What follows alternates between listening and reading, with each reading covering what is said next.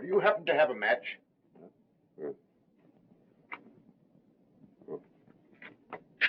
Say, where do you come from? This building is closed. Thank you. We'll have you the correct time.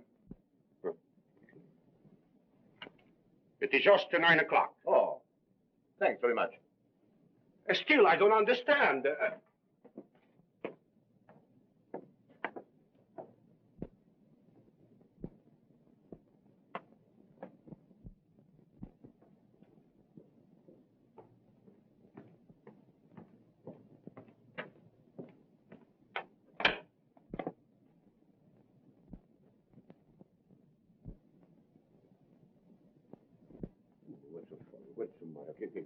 What's your Yaku?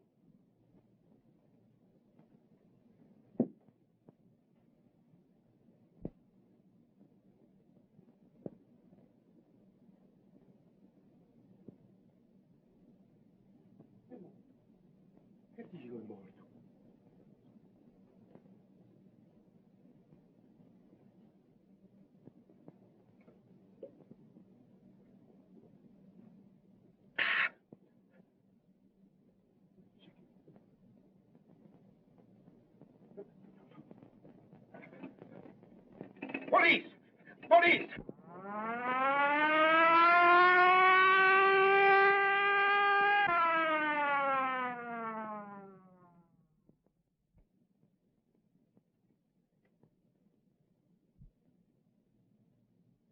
Death was caused by strangulation, Inspector. The murderer had powerful hands, and he knew what he was doing. How long has he been dead? I should say about an hour. What's your name? Luigi Bacigalupa. All right, Louis. What do you know about this? Me? I don't know nothing. I only know what I say over the phone. Well, let's have your story. But I knew something terrible was going to happen tonight. So you knew something, huh? Oh, Mike, what's happened? Why, there's been a... Oh, yeah. I see.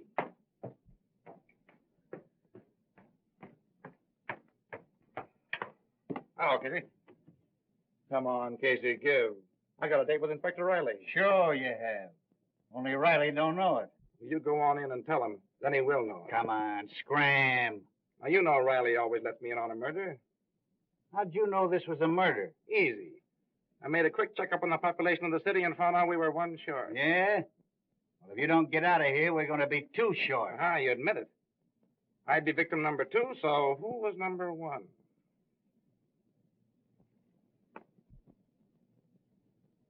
Garfield. Garfield. Where did I read something about him today? Now listen here. I remember. The Garfield Investment Company was petitioned into bankruptcy this morning. Another stockbroker got in the way of all flesh. Another stockbroker? Say, Casey, run in and tell Riley I gotta see him. I got a clue. But Come on now, Casey, come on. Right. I'm sorry, sir, but that Burton guy from the Chronicle is outside. You mean inside? Now listen. All right, Casey. All right, boy. What are you doing here, Burton? Well, you know I always tag along with you on all your unsolved murders. I just thought I'd come along to see that you didn't break the record. Is that so? Well, don't break anything on this story till I tell you to, or there'll be trouble. Ah, you know me. All right, Casey.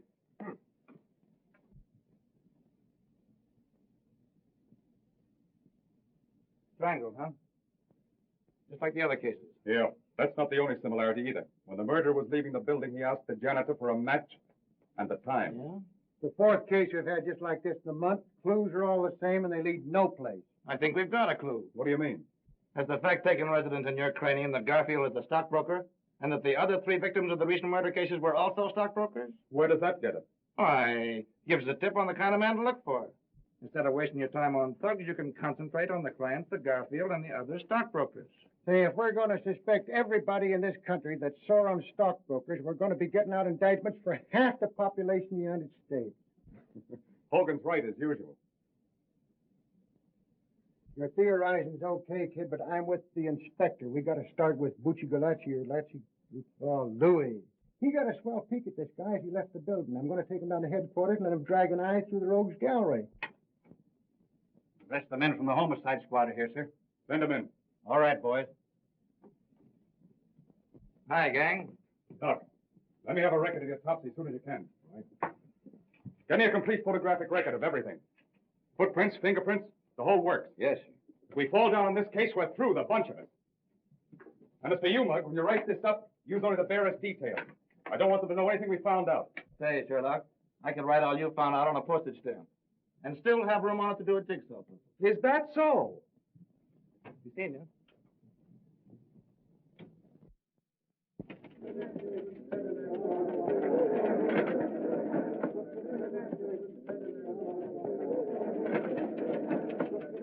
And that the opening of the opera season was a brilliant success is shown by the number of socially and financially prominent people who attended. The beautiful Mrs. Leland Grace Switzer lent a charming present and was attired in a severe white evening gown covered by an ermine wrap. The lovely Miss Myrtle Hempstead was there also, and she wore a gown... Running pants, football cleats, and a spray of rhubarb. And a good time was had by all, because that worthless reporter from the Chronicle favored the gathering by his absence. As to what he was wearing, he was just wearing on everyone.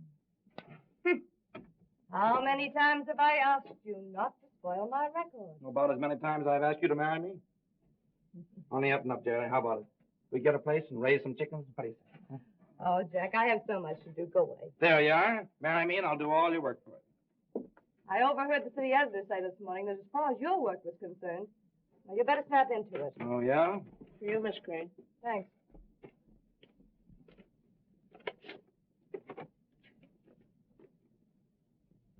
Love letter, huh? No, it's from Mother. Same old thing. Doctors, bills. I just can't seem to get anywhere. You're carrying too much of a load, kid. Why don't you let me help you?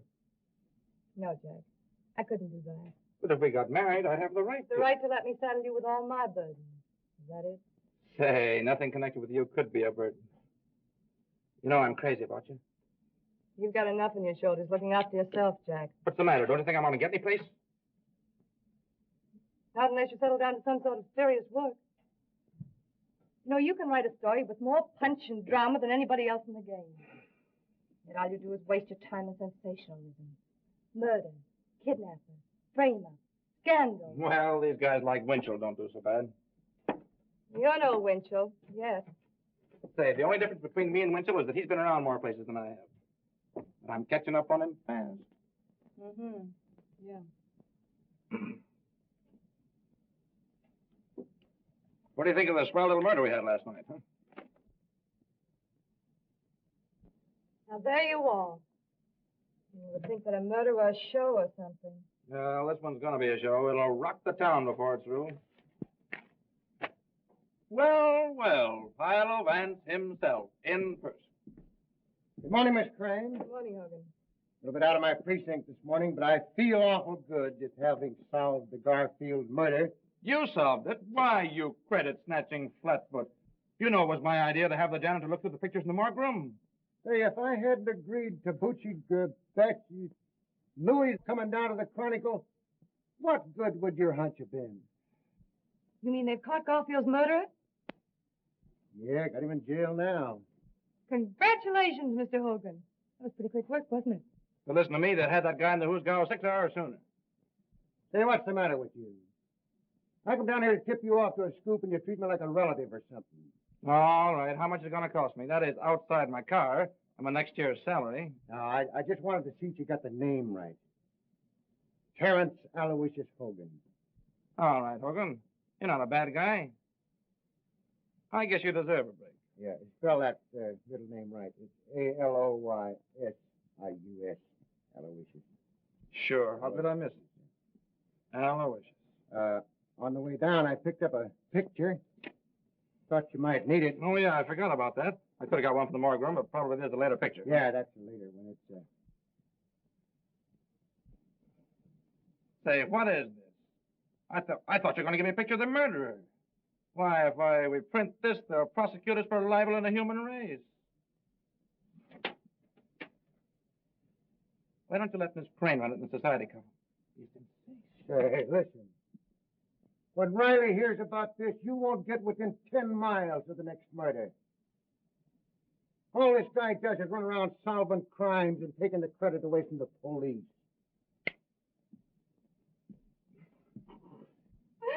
Poor Hogan. He means well, but he just ain't bright. Say, kid, what do you know about this big shot Breen, anyway? You mean Jerome Breen? Yeah, that's the baby. He's been giving the socialites an awful play lately. More on your line than mine. Well, I haven't got time to look him up in the files just now. Let me see. He came to town about 2 years ago. Mm-hmm. Bought the Tucker estate. Mm. Everybody likes him. He's given thousands of dollars to charity and all that sort of thing. Boy, what a yarn for the front page this'll make. What's Breen been doing to get himself on the front page? Oh, he's the guy that killed Garfield and a few others, probably. Jack, that's ridiculous. Jerome Breen isn't the sort of man who would murder anyone. No? Well, Louis, the janitor, possibly identified him as the man who was prowling around the building the night Garfield was strangled. Have you seen Mr. Breen? What does he say? Sure, I was with the squad when they picked him up. Naturally denies it, they always do. Jack, I think it's terrible to arrest a prominent man like Mr. Breen on so little evidence. Yeah? Well, we're going to have a whole lot more evidence before we get through. Now I see it. Just because you and the police department have a lot of unsolved murders on your hands, you're going to pin it on a man who's done more for this city than all the police and the newspapers put together. Say, why are you so hot for this fellow Breen, anyway? Because I know all the good he's done. His donation to charity, orphanages, hospitals. Yeah, that's the new gag nowadays. Charity covers a multitude of murders. It says here that the man the janitor identified spoke to him, right? Right. Well, perhaps you're forgetting the fact that Jerome Breen is both deaf and dumb. No, I know all about that. I interviewed him once. I had a hunch that he could do something with those hands besides talk with them. Jack, can't you see how your work is warping your mind? Why, all you're becoming is a trafficker on ruined reputations. Yep, me and Simon McGree. You see? It all comes back to what I said in the first place. We're always arguing. We can never agree on anything. The only thing for us to do is to get married. With your cruel attitude towards people, I wouldn't marry you if you were the last man in the world. Baby, if I were the last man in the world, I'll say you wouldn't marry me. You'd be run over in the stampede. Why, you...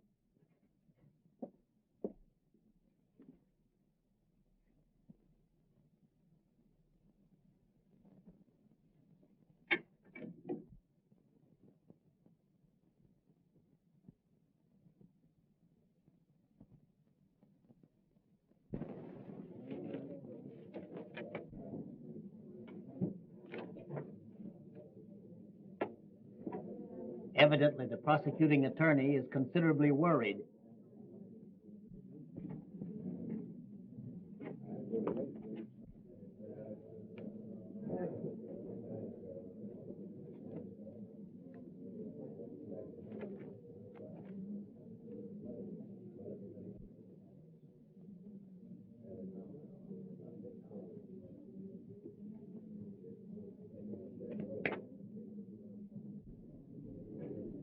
Mr. Breen says that if the prosecuting attorney has any hopes of winning the case, he should be worried.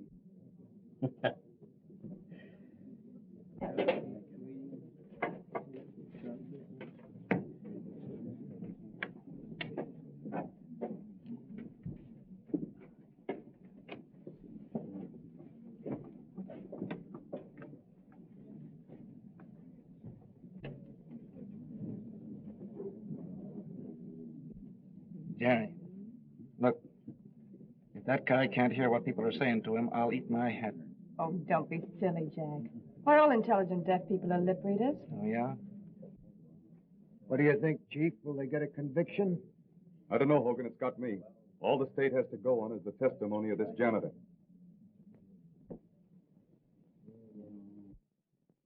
And every woman in town believes he's innocent. I was talking to the president of the Ladies' Auxiliary, and even she said that this trial was nothing more than persecution. Well, I don't blame them. They've been reading those soft soap articles of yours about poor Mr. Breen. But what about your stories? Calling him the Sphinx and everything. Well, Here, the Supreme Court of New York now in session. The Honorable George Warren, Judge, presiding. Be seated. Continue. And when I have found the body, I call for the police. If you were to see this man again, would you recognize him? Sure. I have seen him again. You have? Where? Right in this place. Order. Will you point him out to us, Luigi? Sure. That's him, down there.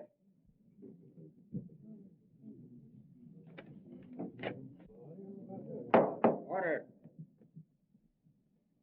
You're quite sure that you couldn't be mistaken? Sure. I saw him with my own eyes, and I heard him with my own ears. That's all. Your witness.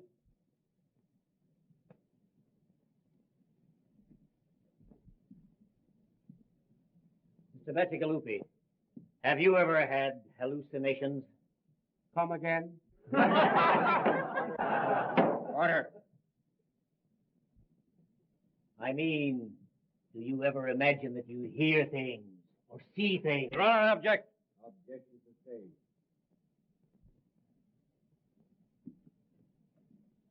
Mr. Bacigalupi, you are positive that you heard Mr. Breen speak to you? Yes, sir. Suppose I should prove that it would be impossible for Mr. Breen to speak. Was you there? Order. What would you say if I tell you that we're going to prove that Mr. Breen is deaf and dumb? I say you were a screwy. Order.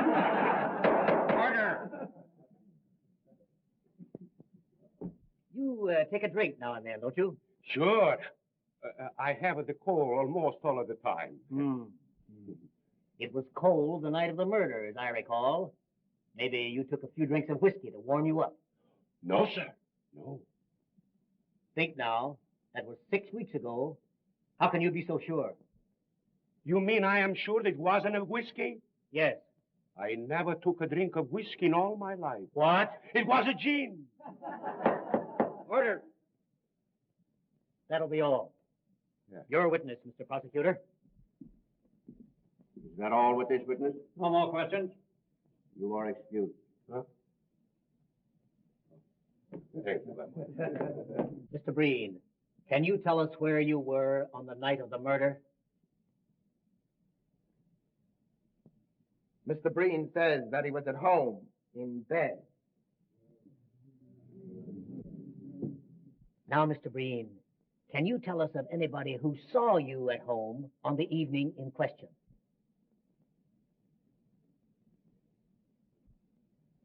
Mr. Breen says that I was at his house at the time. All right, Mr. Jenks. We'll get your testimony later. That will be all, Mr. Breen. Your witness. You see, if Mr. Breen weren't innocent, he could have hired a flock of witnesses to prove an alibi. Yeah? And if he's the shrewd boy I think he is, that's just what he wouldn't do. Jack, I'm surprised at you. Why, this is the flimsiest evidence I've ever heard given in a murder trial. I don't give a hang about the evidence. I tell you, Louis is right. If this guy is acquitted, we're going to have some more murders. Ridiculous. Your name? Augustus Calvin, Your profession? physician and surgeon. Dr. Calvin. Doctor, have you examined Mr. Breen, the defendant? I have. Did you discover any abnormality in his physical structure? Yes, Mr. Breen can neither hear nor speak. Order. Just what, specifically, is the cause of his misfortune? Mr. Breen has paralysis of the vocal cords and the oral nerves. Well, just how long, in your opinion, has this condition existed? It was congenital. He was born with it. Order. Thank you. That'll be all. Your witness. The court, please. I move a recess until physicians appointed by the court have had an opportunity of examining the defendant. Motion granted. Court adjourned until 10 o'clock tomorrow morning.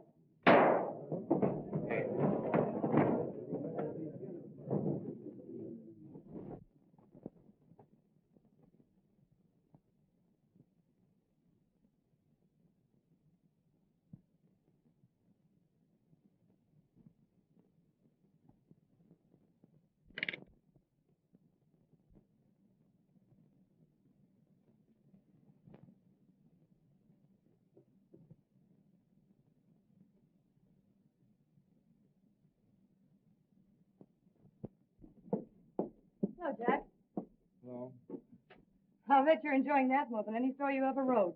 Please, Jerry, go away and let me enjoy my piece, will you? Oh, forget it, Jack. Why, you just had a wrong slant in the thing from the beginning. Wrong slant, huh? Say, it would take more than the decision of 12 dumb clucks to make me change my opinion. I suppose all we gotta do now is to sit back, wait for some new murders, and cheer. Oh, don't be silly. Hey, I'll be through this in a minute. How about tying on the old feed bag? I'm sorry, I have an engagement. Yeah? Who's the lucky guy? You're a very, very dear friend of yours. All right, who is it? Mr. Jerome Breen. Jerome Breen. Mm-hmm. Mr. Breen dropped me a note thanking me for my kindness in the articles I wrote about him during the trial. Invited me to his home. Jerry, you're not really going up that fellow's house. Why, of course I am. I talked to the boss about it, and he's going to pay me extra money for a series of articles on Breen. Listen, baby, honey, listen. I know there's something screwy about that guy. Why, the idea of you being alone with him would drive me crazy. Jack, pull yourself together. Why, everyone you see lately is a boogeyman. This criminal court assignment of yours must be getting on your nerves. Jerry, if you go up to that man's house, I'll... That'll be swell. Only don't make it a habit.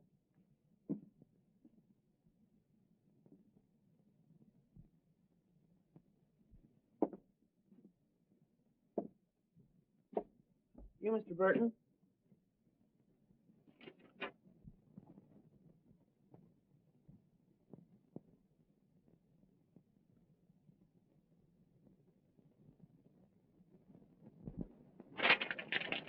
All right, son. Say, Mr. Burton, there's a question I've been wanting to ask you for a long time. Go ahead, shoot. I know all the answers except the right one. Well, you see, I sort of been wanting to become a great reporter, and I'd like to know how to begin. Well, son, when you find out how to begin to be a great reporter, let me know. And I'll start with you.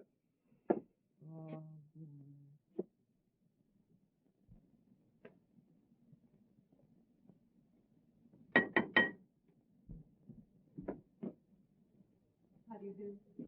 How do you do, Miss Crane? Won't you come in, please?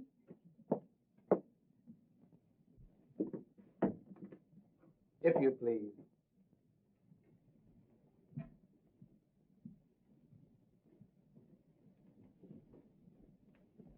It was so good of you to invite me, Mr. Breen.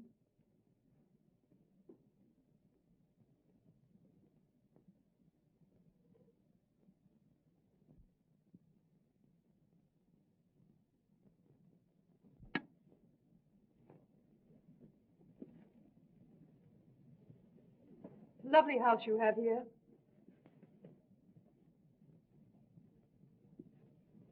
Mr. Breen says that the house is far lovelier for your presence. I certainly wish to congratulate you on your acquittal, Mr. Breen. The whole thing was preposterous.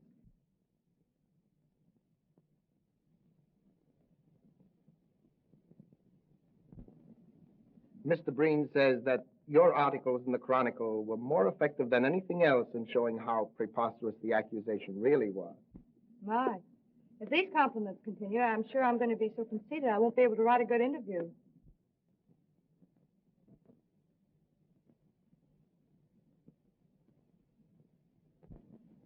Well, why write one then? And Mr. Breen is afraid that an interview with him will have one boring necessity. I don't understand.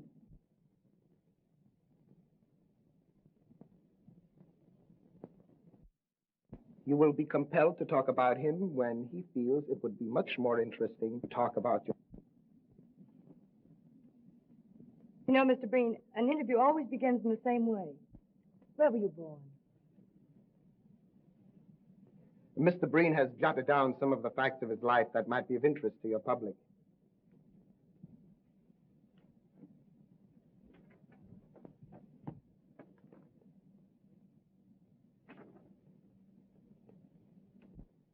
You may use the material in any way you see fit. Why, this is splendid. It'll be a very good beginning for the series of articles I have in mind. Mr. Breen says, and now you have no alternative except to talk about yourself. And now, Miss Crane, if you will pardon me, I shall make the tea. I do hope Mr. Breen isn't bored.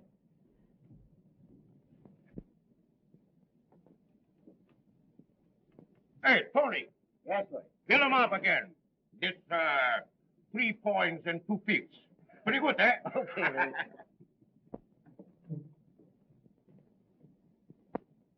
There you are, Ah, thank you. Hello, Louis. Hello, Mr. Burton. Well, when'd you give up drinking gin? Me first drink the wine, then the prohibition she comes, and me and all the good American citizens drink the gin. Then the law, he says, we must drink the beer. So me, Luigi Bacigalupe, drink the beer. Have one on me, huh? No, thanks. I'm not drinking. Kind of worried. What are you worried about? I am worried too. What you got to be worried about? I am worried how I am going to get out of here. What do you mean? See, it's like this. I eat the pretzels, then I get thirsty. I drink a glass of the beer, and when the glass of the beer goes down, I get hungry again, then I eat the pretzels, and I wonder, worry, what is going to be the end. Yeah, that's tough, all right. Hey, listen, Louis. Yeah, Are you dead sure it was Breen you were talking to the night of the Garfield murder? that's what I say in court, isn't it? Yeah, I know, old man, but nobody seems to believe you. Now, after all, you were drinking pretty heavily that night, weren't you? You might have been mistaken, huh? Say, Luigi Bacigalupe only make one mistake in his life, and I married her. All right, now cut out the Second Avenue comedy stuff, will you? And listen to me. Maybe you did have one drink too many, huh? Maybe you were seeing things, huh? Say, a few shots of gin means to me as much as a glass of milk means to you. I was brought up in it. I mean, the gin, not the milk. But man alive, how could it have been Breen you were talking to if he couldn't talk? Say, this is the last time I'm going to speak to you about this. I know what is what, and I know what is what not. If I have to decide, and what judges and lawyers and the like, and what I see with my own eyes, I stick to what I see with my own eyes. Say, that guy Brain is a bad egg. And anybody that gets mixed up with him is going to be in trouble sooner or later. Maybe sooner.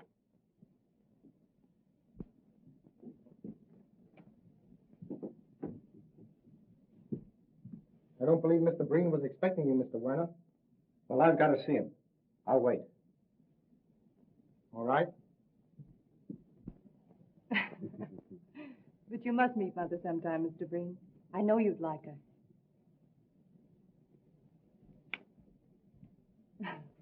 Mr. Werner's calling. Oh, I had no idea it was so late. I simply must be going.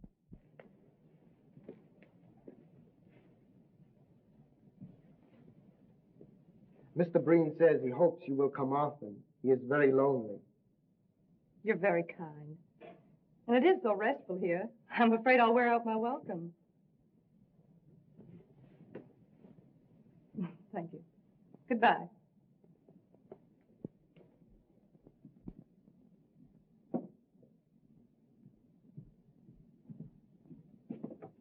Good afternoon, Miss Crane. Goodbye. I think Mr. Breen will see you now. You bet he'll see me. If he knows what's good for him.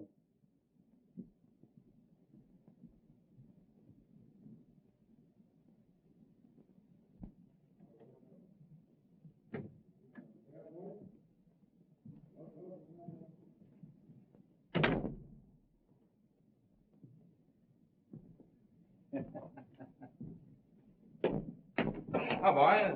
Hello, Hogan. Rally in. Yeah, he's in. You better stay out. What's the matter? Hydrophobia. Ah, well, he's always glad to see me. Hey, listen, you. Did you hear what I said? I said no. Well, go ahead. Make it snappy. What do you want? Me? Oh, I just dropped in for a drink. You know better than to drop into a police station for a drink? I don't know what this country's coming to when a guy can't get a drink in a police station. Come on, Scram, I'm busy. That's all right. You're not bothering me. See, your girlfriend Jerry's playing around with your old pal Breen. Yeah, that's what's got me worried. Why don't you do something about it? I can't, Jim. I've talked to her till I'm blue in the face, but you know how a dame is. The more you knock a guy, the more she's for him. I'm sorry for you, kid, but I get grief of my own. I'm not in so strong with the police commission. Hey, Chief, there's a Mr. Werner here to see Burton. Werner? To see you? Oh, yeah, I forgot to mention it. I told him to meet me here. Say, what do you think this place is, a reception room? Listen, Jim, this guy may have a clue on the Breen case. He called me at my office, but I couldn't see him there on account of Jerry. Well, It's about the reward that my boss offered on the Garfield case, see? I wanted to hear him in case he has anything important to say. And what am I supposed to do? Play stenographer and take down a report of the conversation? No. You'd go in the other room and listen. I don't think a full view of that mug of yours will make anybody inclined to talk. Oh, is that so? Show him in, Casey. Huh?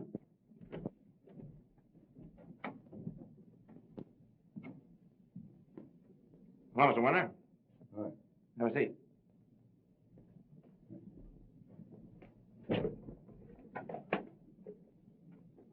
I hope you don't mind my asking you to come here, but you see, there are reasons why I couldn't have you at the Chronicle. No privacy. It's all right with me. Besides, you might need the cops before you get through. Yeah. Well, Mr. Winter, what do you know? What do you know about Breen? Ain't I know anything about Breen. I'm only a stockbroker's clerk. But I keep my eyes open. Yeah, but I thought that... I said I knew somebody connected with the Garfield murder. And maybe a few others. Well, as I told you over the phone, if you give us the right tip, there's $5,000 in it for you. Now get this, Burton. I've got a date tonight with a certain party. If he treats me right, there's no story. Well, where do I come in? You're going to be at my house at 8:30 tonight. $5,000. Either I tell you the story and get the dough, or it's no sale. But there's the address. Remember, 8:30. Oh, and another thing. If you should get there before me, don't say anything to my mother. She thinks the party I'm dealing with is on the up and up.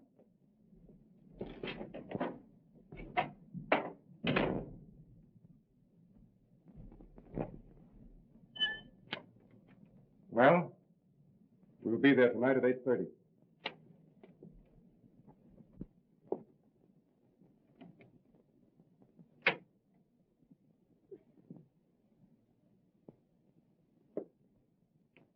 Well, Mr. Breen, I didn't know Dave was expecting you. I think he's taking a nap. I'll go call him.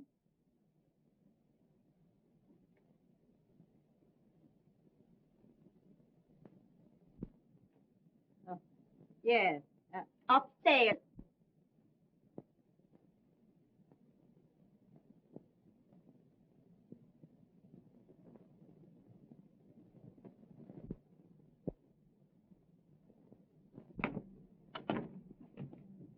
Well, I hope this isn't another wild goose chase. Well, anyway, it won't be a total loss. A good speakeasy in the same block. Find the wisecracks. Better get going. It's 8:10 now.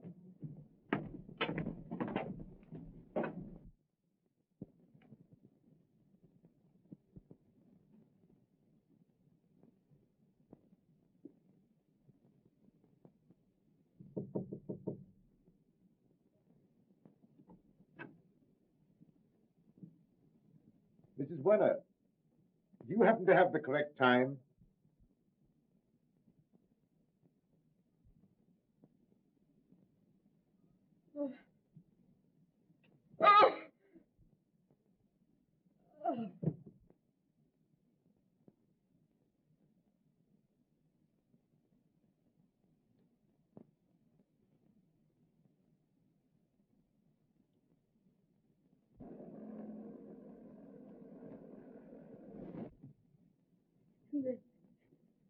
Then Breen, when he asked me the time, I couldn't remember anything else.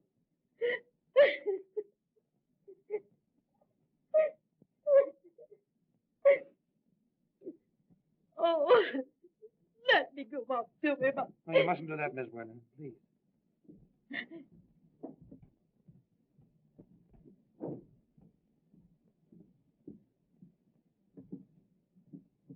Well?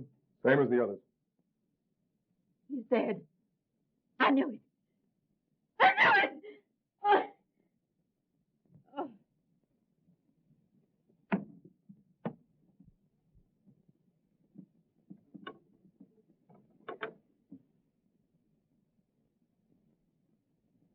What are we going to do? Undoubtedly, Werner knew Breen's secret. That's why Breen did away with him. Yeah, that's right. We're going to that skunk's house. Hey, what about her? We'll take her to the neighbors. Come on.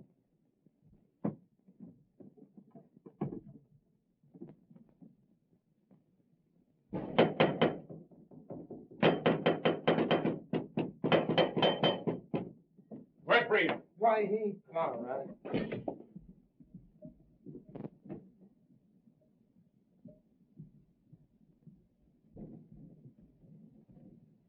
Get up, Breen. I want to talk to you. I say, sir, you've no right. Shut up, you. I'll make my own right. Breen, you murdered Werner. We've got the goods on you. Mr. Breen says you'll talk to him civilly or you'll leave his house. I'll talk to him civilly with a poke in the snoot. Breen, a man named Werner was murdered tonight. His mother will testify that you did it.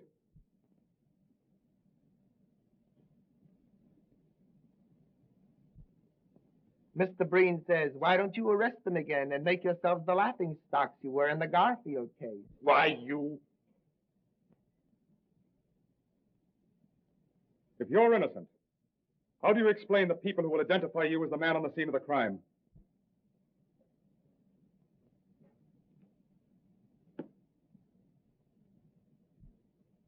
Mr. Breen says, if you look at the matter calmly, it is easily explained. The watchman on the Garfield case was obviously drunk and might have identified anyone. And Mrs. Werner, after her son was murdered, probably had an hallucination caused by what she'd been reading in the papers.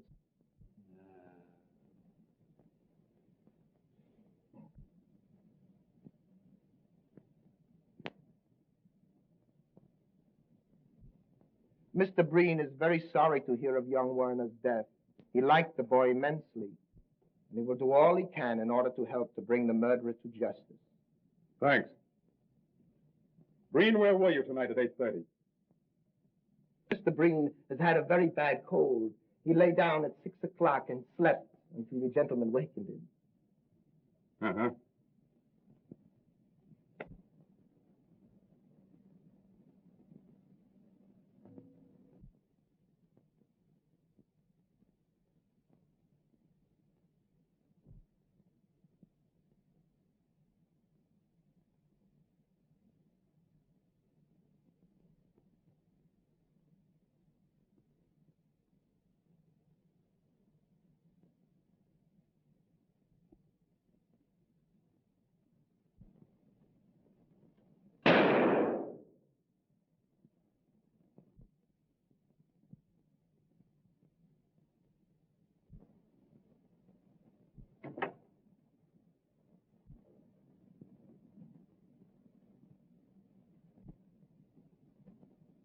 Say, why should Breen have a piano if he can't hear music? Mr. Breen has the piano for the enjoyment of his guests. Oh, yeah.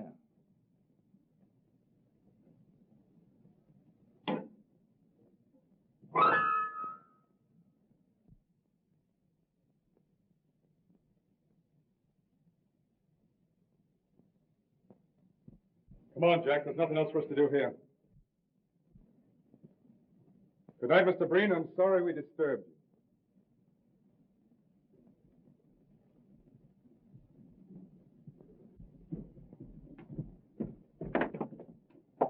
Good night, gentlemen. Say,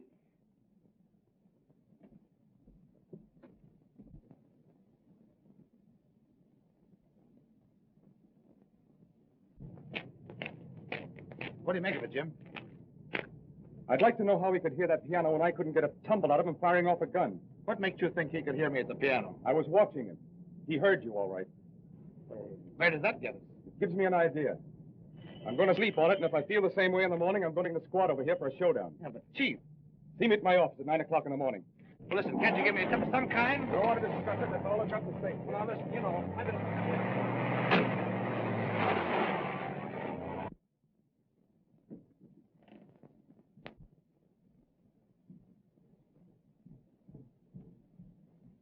That copper is onto something.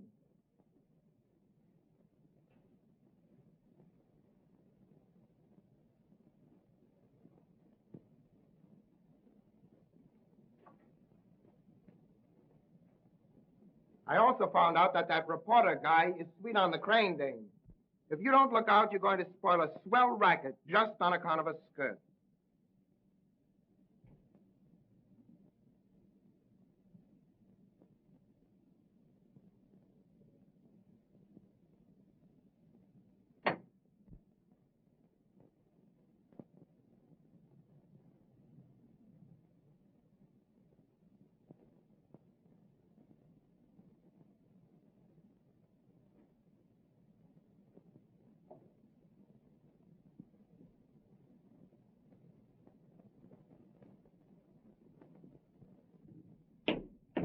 Hi, boys. Hi, Casey. Hey, wait a minute. Who do you want to see? Oh, Riley. I got a date with him this morning. Well, you won't see him. Yeah, who says so? I say so. He's dead. Riley. Yeah. The chief was found murdered early this morning. But where? How? You'll have to ask Hogan. He's been put in charge of the precinct. I should have known it. Riley was on the Breen. He had to get him.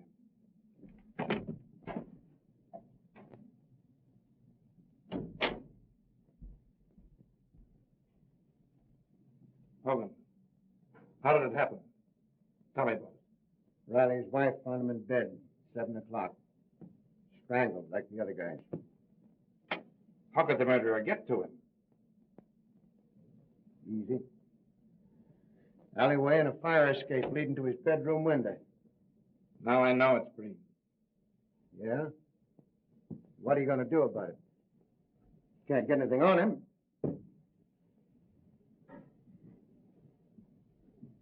What a swell break I get. For 15 years, I've laid for this inspectorship, and now they hand it to me with 5 unsolved murders staring me in the face. What's the police commission got to say? They give me 2 weeks to find the murderer of Riley, or I'm canned. You can send in your resignation right now. You get anything on Breen, he'll take care of you just as quick as he took care of Riley. Yeah. I wonder why he went after Riley. Riley found out some kind of clue at Breen's house last night. He's going to tell me about it this morning. Breen got wise to him, pumped him off. What was you and Riley doing at Breen's house last night? We went up there on the Werner murder. Couldn't get to first base. And what's the lowdown on that Warner case? I was somewhere else. He got Werner for the same reason. Werner got wise to his secret. I tell you, that guy Breen's a maniac. He'll kill anybody who finds out about him. I wonder who else might stumble onto that guy's secret. We might just as well tip him off to stay away.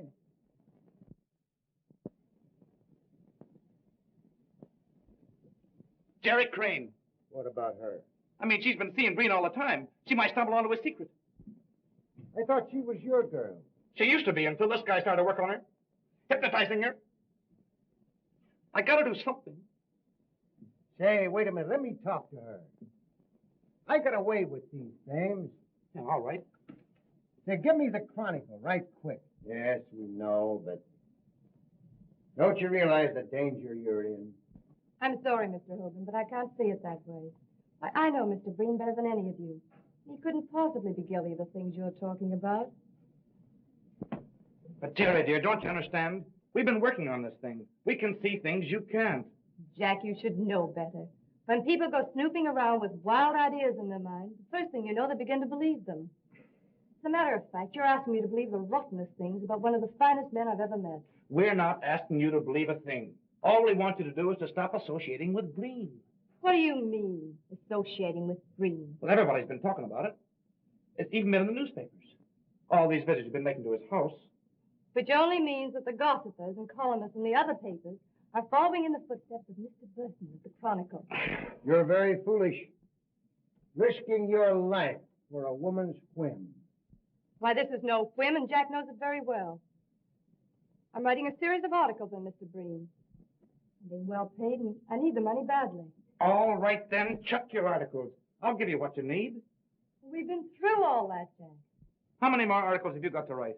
You've written a dozen now for a guy who doesn't even write a short obituary. Well, that's really my business. Supposing I make it my business. Now, see here, Mr. Burton.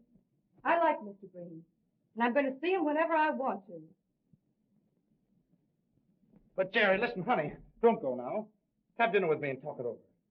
As a matter of fact, I'm having dinner with Mr. Breen. What? Don't you realize that bird has bumped off 2 men in the last 24 hours? Don't that mean anything to you? What? Yes.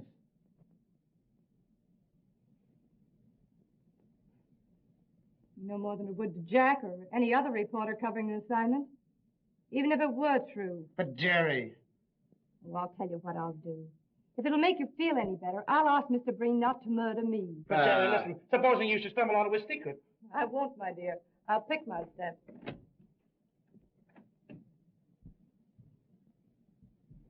Hogan, I don't care what she says. She's liable to go up to the house tonight and never be heard of again.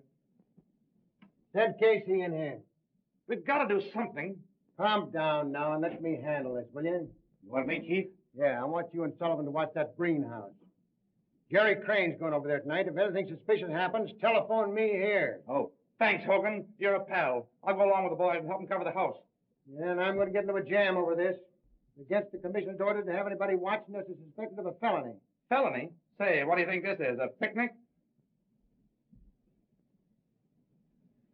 I don't like dames. I never did like dames.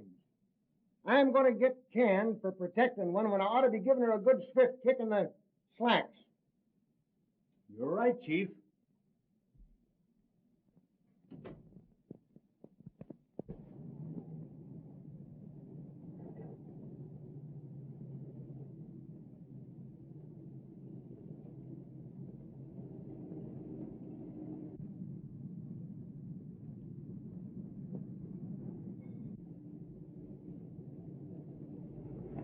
Is that the Crane dame just went in the house? Yeah, I was talking to Burton when she went by. Just our luck. She's a good-looking dame. We're liable to have to wait here for hours. Well, it's Hogan's orders. We better keep circling the block.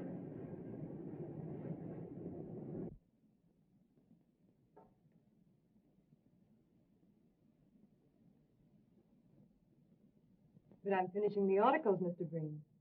I really don't think I should impose on you anymore.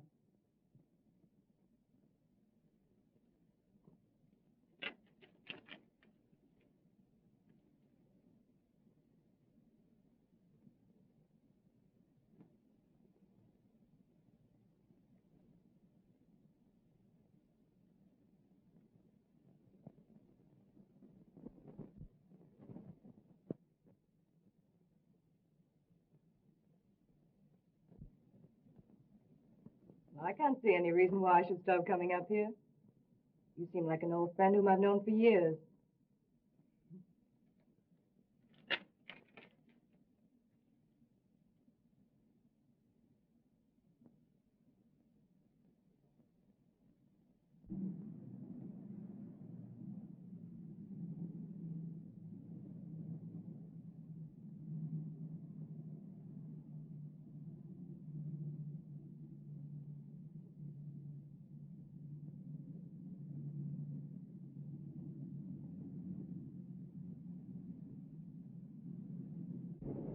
Got a cigarette, Casey?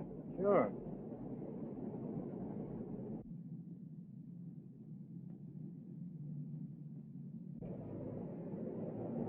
Better walk on. I got a hunch that guy spotted us. Well, so long. So long.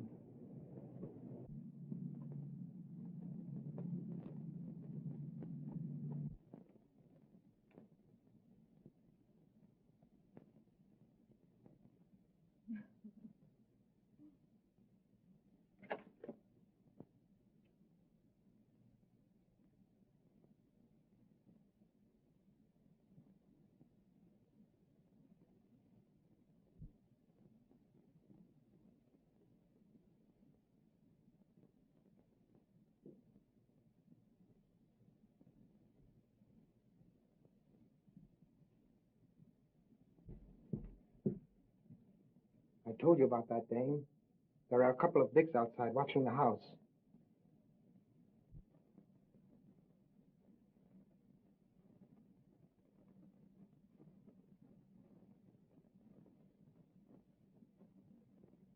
I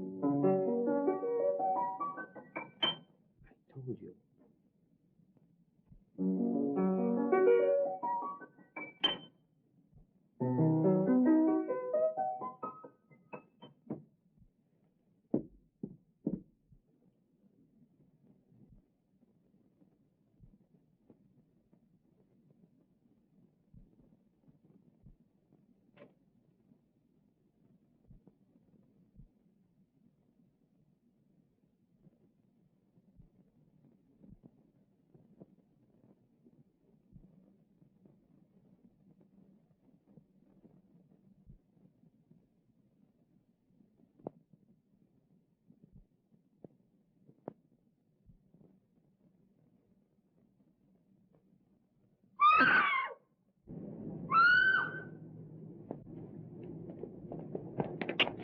telephone Hogan. Come on, Casey, quick.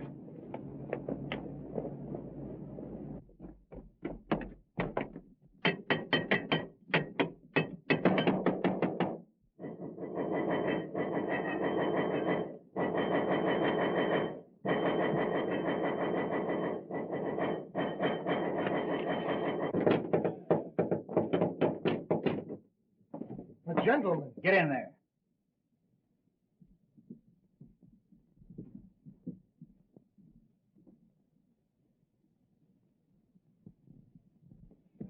Where's Jerry Crane? Now listen here, You shut up. What have you done with it? Casey, I'm going to search the house. Keep these two birds covered. Right.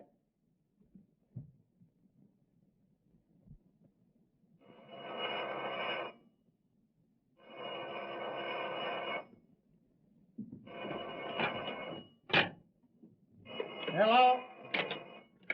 Hello? Yeah, Hogan? I'll have the squad right there.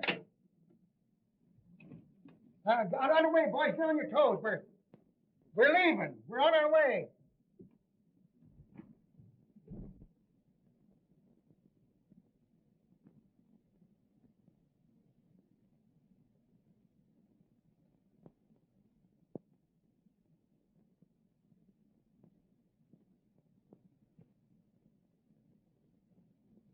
Hey, do you think I'm going to believe any of that junk you've been writing?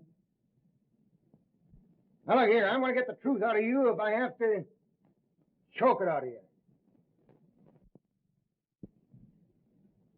Any luck?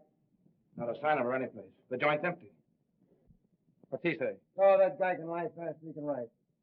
He says Miss come here at all tonight. Didn't you tell him we saw her come in? Yes, he says that's a maid, and she went out the back door. Say, if you know what's good for you, you'll come across. The minute I find out anything's happened to that girl, you'll be on the business end of a bullet.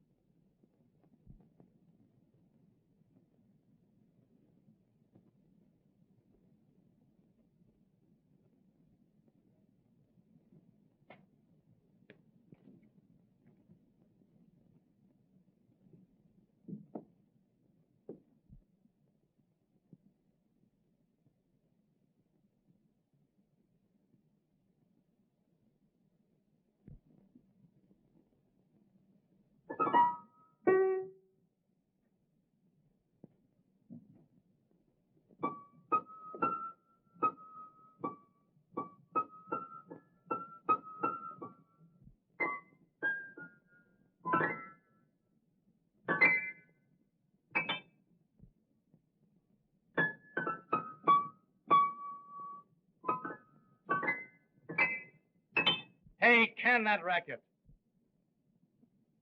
You just ain't got no ear for music. Besides, I think a lot better when I play. Yeah? Say, I got a hunch I've got the secret of this mystery right at my fingertips. I tell you, Jerry's right here in this house. Yeah, that's right.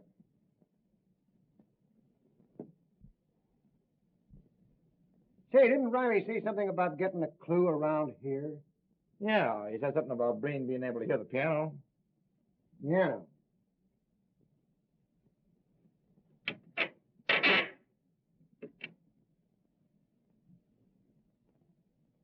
Well, I don't know what kind of a clue he'd get out of that. Yeah. Whoopsie.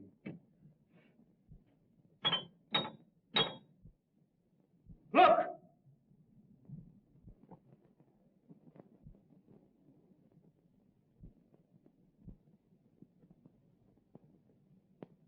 Get that guy!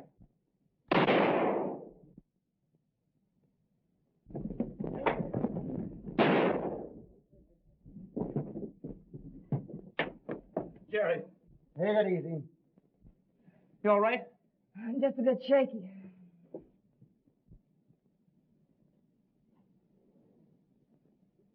Yeah, you take it easy there, boy. Oh, I told you not to trust this fellow, didn't I? Thought you said she wasn't here. The other guy's dead, Chief. Yeah? Watch him.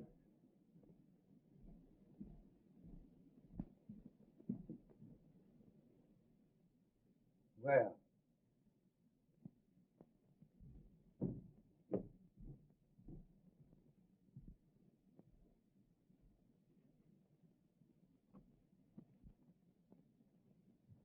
They're just like as two peas in a pod. They can't both be deaf and dumb. I wonder which one of them we plugged. Hey, can you talk or can't you? Now, I'm going to tell you right now, I won't believe a word you say. All right, gentlemen. I'm ready to talk. It's my duty to tell you that anything you might say will be used against you. Nothing will ever be used against me. No? Well, begin and don't talk so much. Well, we're waiting. The mystery of the Sphinx, as you gentlemen of the press have done me the honor of calling me, should now be really quite obvious. Whenever I found it necessary to remove an obstacle, it was quite simple to establish a perfect alibi.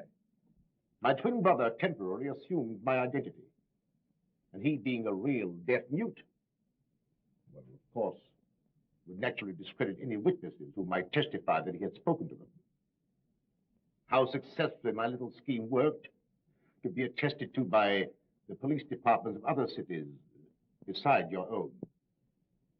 My only oversight was my inability to foresee an inspector with a talent for the piano.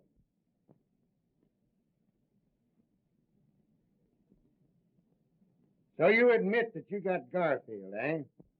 Unfortunately, I did. I formed a stock pool with 4 other brokers with Garfield.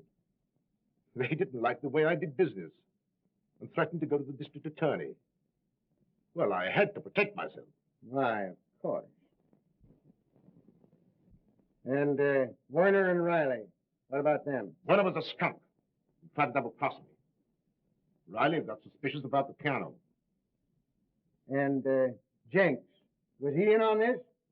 Where is that guy? Jenks is miles away by now. Suppose you ask him. You won't talk, eh? Well, suppose we get going before you get a chance to get miles away. Snap 'em on him.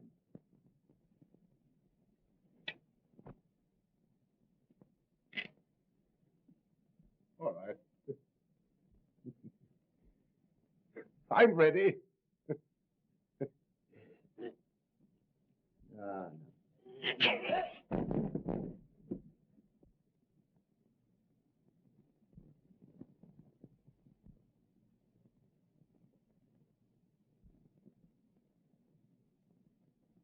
He's dead. Must have been heart failure.